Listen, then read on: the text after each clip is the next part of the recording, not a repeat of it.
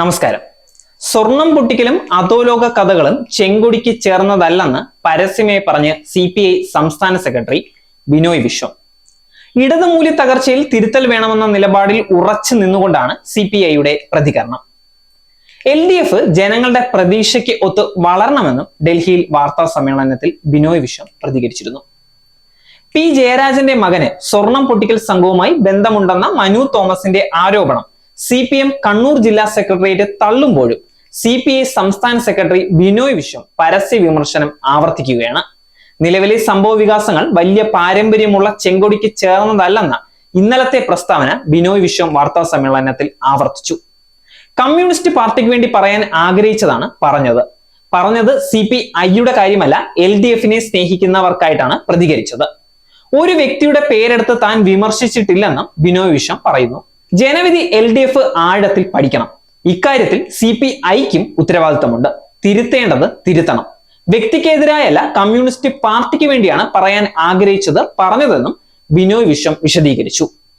CPI ഇടതുമുന്നണി വിടണമെന്ന MM ഹസന്റെ പ്രസ്താവനയെ അദ്ദേഹം ചിരിച്ച് തള്ളുകയായിരുന്നു.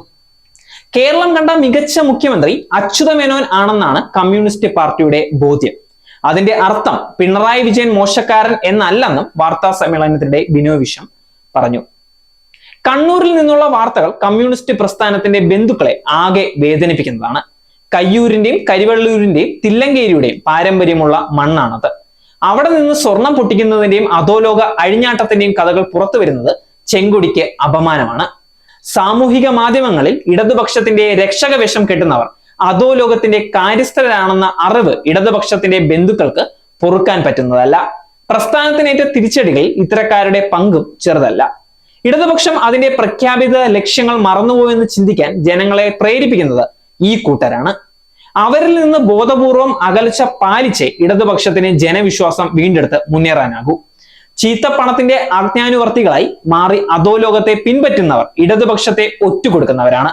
അവർക്ക് മാപ്പില്ല എന്ന് പ്രഖ്യാപിക്കാനുള്ള സമയം അതിക്രമിച്ചിരിക്കുകയാണ്. ജനങ്ങളുടെ വിചാര വികാരങ്ങളെയും വിശ്വാസങ്ങളെയും CPI എന്നും മാനിക്കുമെന്നും ബിനോയ് വിശ്വം പറയുന്നു.